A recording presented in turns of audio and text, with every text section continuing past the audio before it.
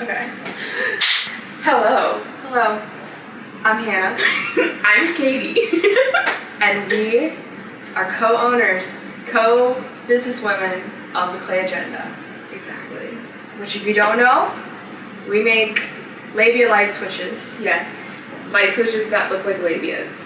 Or almost like labias. Yeah, we have a lot of fun with it. Yes. This is our very first YouTube video. Obviously. Yay. Yeah, we're very organic. But today, you know, we are business women, and an important part of any business plan is your better business spell.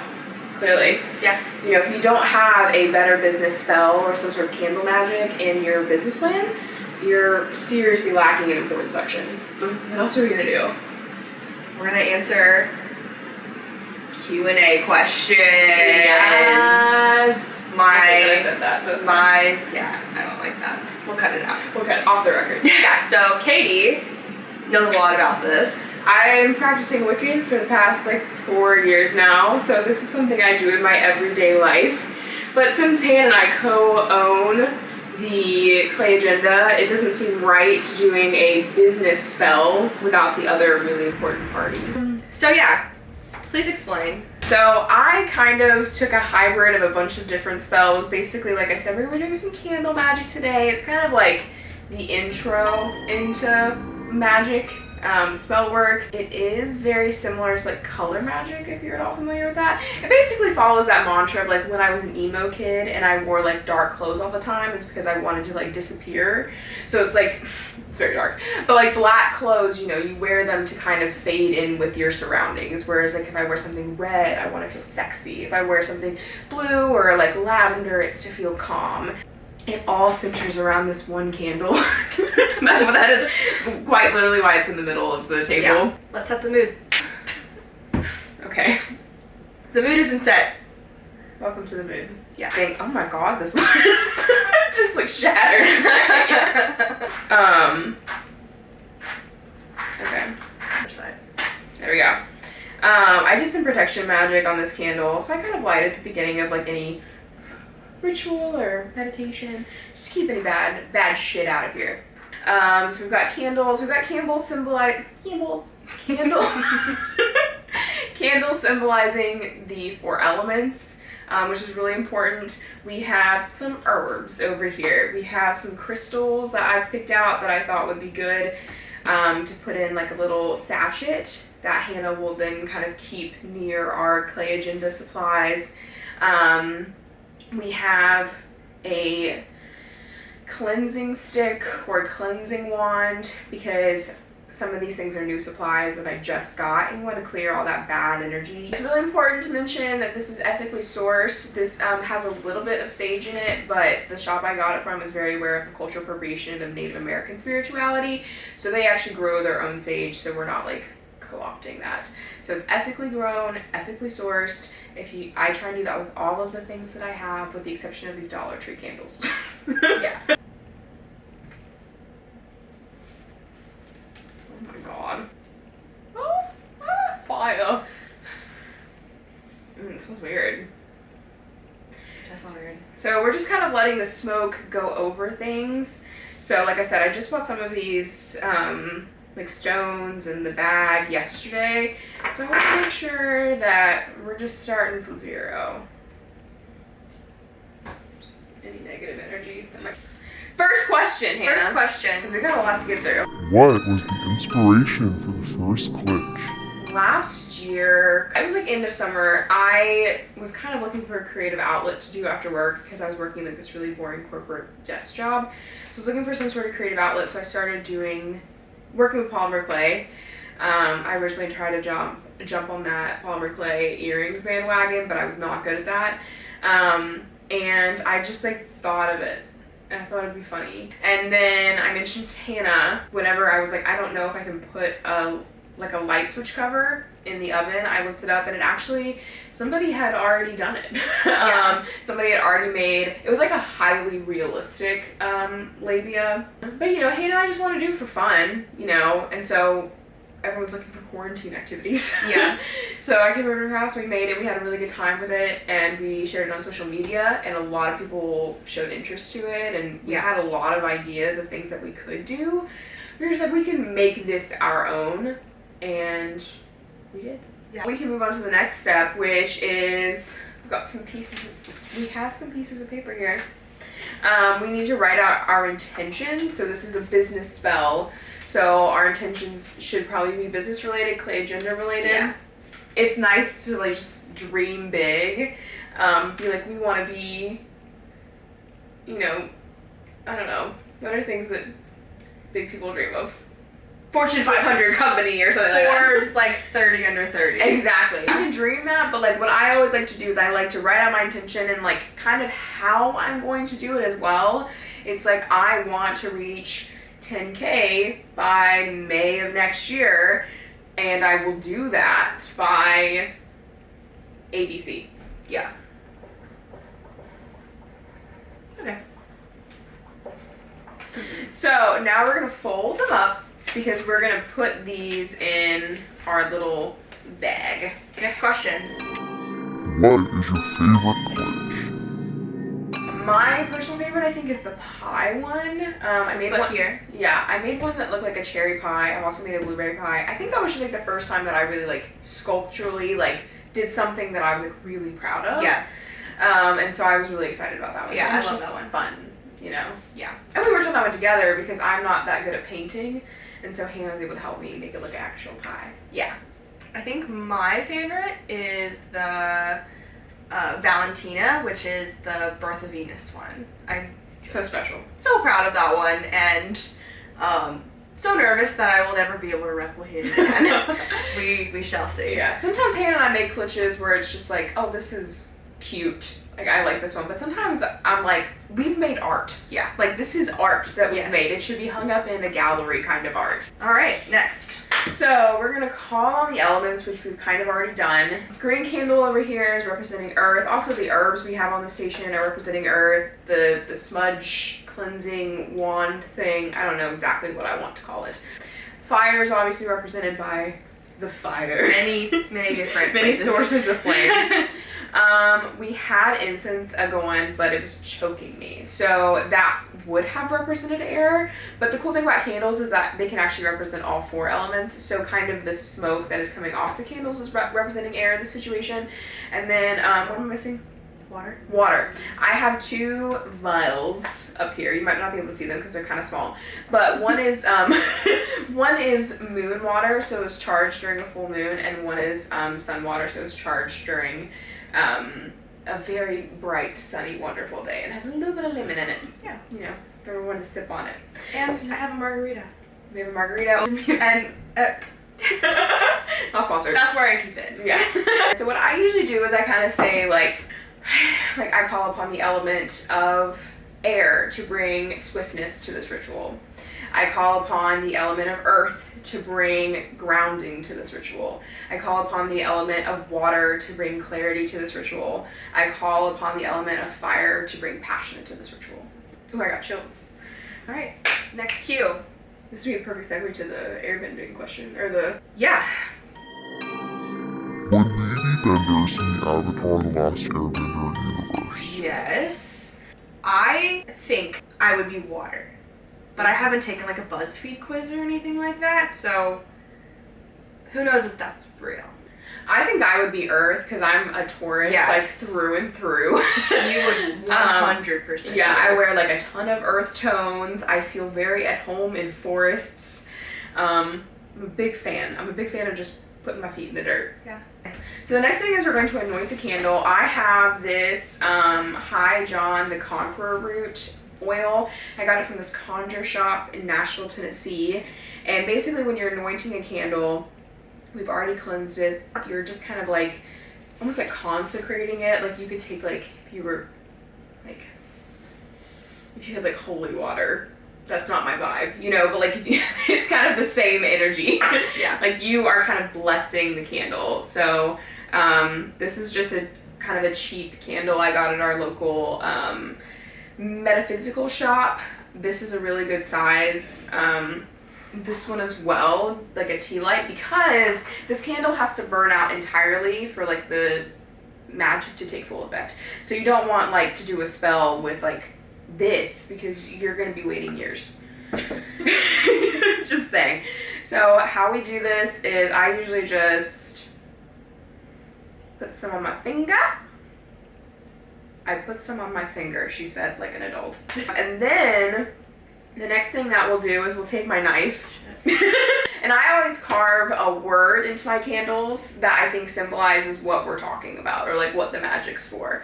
So what is like one word that can fit on this size candle that you think encapsulates what we're doing here today? Comfort? Oh, that's interesting. Okay. Yeah, let's do that. I like that. Yeah. Easy to spell, but a lot of like round shapes, which is kind of hard to do with the knife. So the candle has been consecrated. Has been anointed, rather. I like that word a little better than consecrated. It reminds me too much of the church. So, and then we light the candle. All right. Do you like candle? What is your favorite part of the process? My favorite part is sculpting them, because that's where I find a lot of sometimes it's frustrating, but that's where I find my comfort place. Yeah, I think for me, I do like sculpting it, but I think that it's the painting, because by the time I've sculpted it, I kind of already know what I'm gonna do. So it's kind of like easier at that point, and also I do like painting, so yeah, probably the painting. So now we light the candle. This is kind of putting our intentions in action. Dude, I'm bringing a lighter next time. So it's going. It's charged. It's happening. Right. And like I said, we have to wait for this candle to burn down entirely. We're not going to make you wait that long, but we will wait that long. What kind of clay do you use? Do you have a kiln at home? We use Sculpey, polymer clay. And to answer the next question, we don't use a kiln because We don't need one. We don't need one. We do polymer, so we bake it in the oven, and then we do the resin in like a UV light. Yeah. So that's kind of how we get around doing all that. So now, kind of almost the final step is we're going to place our intentions in this little baggie. And then we're going to place some stones. It's pretty much if you're doing a money spell or any kind of better business spell, just grab all the green stones and you'll have what you need. Yeah. And speaking of green, we don't have a ton of room because this bag is tiny, but I brought some herbs and spices. No, just herbs. That we will put in here as well. So we have fresh thyme from my garden, we have some bay leaves, and then we have a couple of cloves. Is it done? Spell is done? Well, when that's done, Spell is done. well, this one will be kept here at Hannah's home, so you could just put it in your workspace. Like anything that is relevant to the clay agenda, any space that you will be working on that. Okay. Noted. Should we get more drinks? Yeah. We need drinks. Be We're back. We're back. We're back! Oh my gosh, look, the candles already made so much progress. Oh my god. Thank you guys so much for sending these questions in. I know. I was so happy. I was nervous that when we like put out the call to action that nobody was gonna say anything. Like, you don't want to know anything? You don't want to know anything about us? We're fun. How long does it take to make them? I would say most of them take Probably like 2 hours. 2 hours. Like an average. next. Can I send in an RV switchblade? Yes. That sounds like so much fun. Yes. So, any type of light switch that you have that might be weird and that maybe we couldn't buy in the store, you could mail it to us. We could do our thing and mail it back to you. Yeah. Next question. What is the process for coming up with the personas of the glitches? So, if you don't know, every time we make a light switch, a glitch, we write a whole backstory. We name them. We Give them jobs, give them jobs. location. Yeah, we all do that. a whole thing, a whole story for them, and we have a lot of fun with that. If I make the light switch, I will write the bio. If Katie makes the light switch, she will write the bio. In terms of coming up with the personas, For the most part, it's just kind of in the moment and the vibe we get from the light switch. There is a little bit of, I think, planning ahead.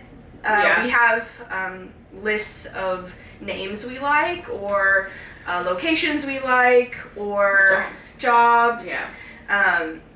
But most of the time, it's just kind of like on the fly, what vibe we get. Probably a lot of like inspiration from ourselves, or people that we know, or what TV show we're watching. I feel like sometimes they're a little bit inspired of like weird stories that have kind of happened in our lives, but most of the time it's a lot of just like the content we're consuming. I think that there has been one that I did a bio for that was basically me. For sure. Yeah. But I think most of them just have like little bits of us. And then obviously just the content that we consume. Do you watch or listen to anything while you make them? Yes, of course. We listen to music, obviously. We have playlists, which we will link in the description. Yes. And then definitely, I watch a lot of YouTube and streaming services. And then we're super into like just funny YouTube and then like artists on YouTube. So we watch a lot of Good Mythical Morning and Unus Annus. Shout out to Unus Annus. They bring me so much joy every day. And then like Frannerd on YouTube. Cheyenne, Barton. Yeah, those type of people. Leigh Ellexson. My Saturday mornings is putting on studio vlogs and watching them for like 6 hours. So someone said, no question, just saying you both inspire me and that I can't wait to be able to afford a glitch.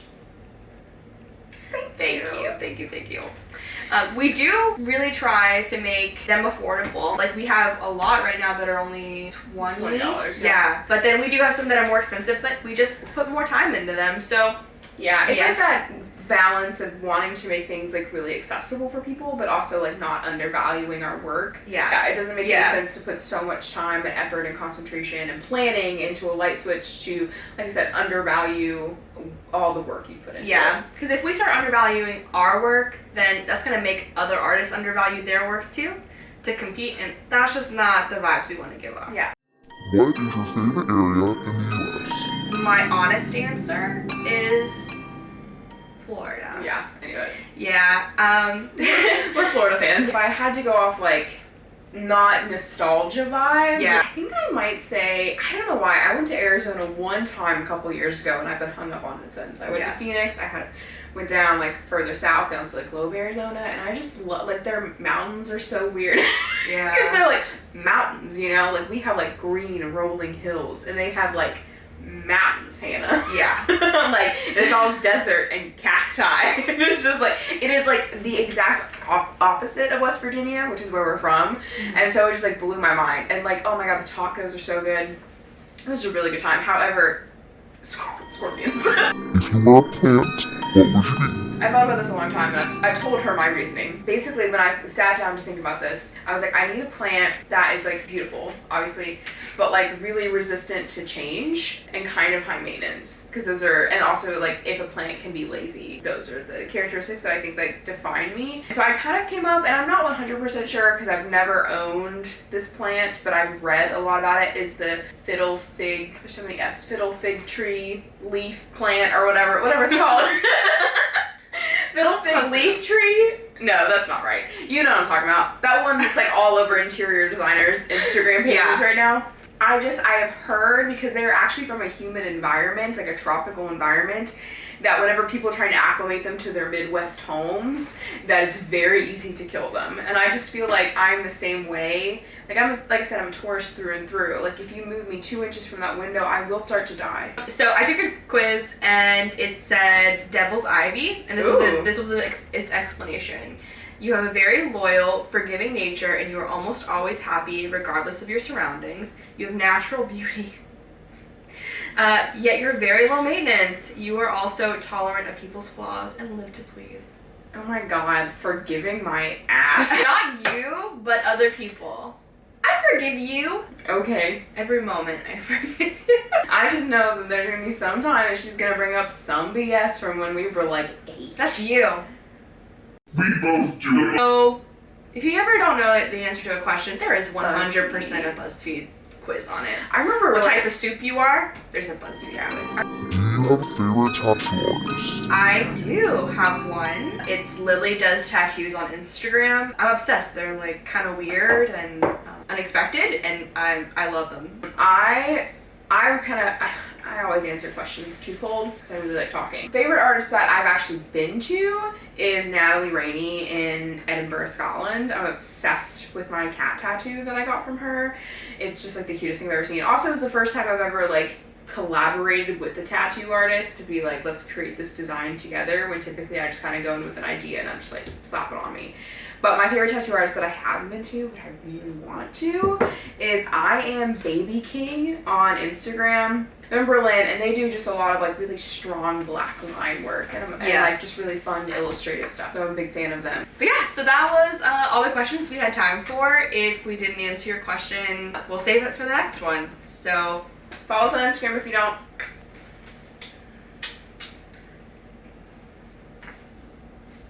Bye-bye. Bye. Like us.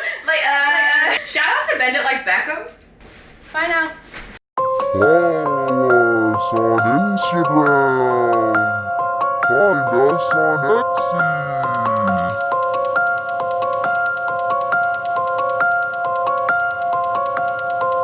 Follow us on Instagram. Find us on Etsy.